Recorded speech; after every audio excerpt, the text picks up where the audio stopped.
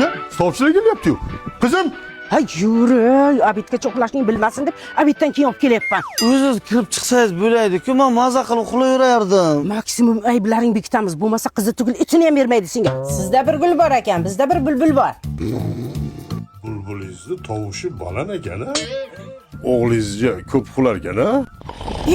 Qizim, Onam har kun vaqtli turg'izolmasin deb cho'qa yoshini oldi. uxlashda ayb deb hisoblamaymiz-a? O'zinda ekan-ku bu ham. Endi men sizni qizingizni sinab ko'ray. Siz men o'g'limni sinab ko'ring. Yerrangingga sanib palakat. Nima qilganing bu? Ushlagan joyim uzib olaman-da.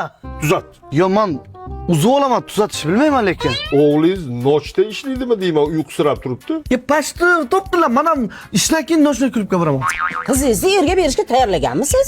Tayyorlayapmiz. Qiz bola hech bo'lmasa tikish bichishda, pishir kuydirda, hech bo'lmasa o'qitish kerak ekan-da.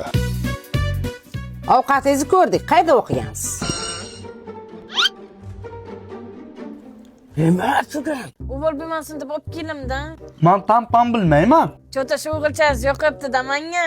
Ona, yo'q, hunar o'rgan bo'lmasa senga itam tegmaydi deb mana teg ekan-ku. Qani, Qani? ana shunaqangi tambal va tambaloylar o'z juftini topib baxtli bo'lib ketsin.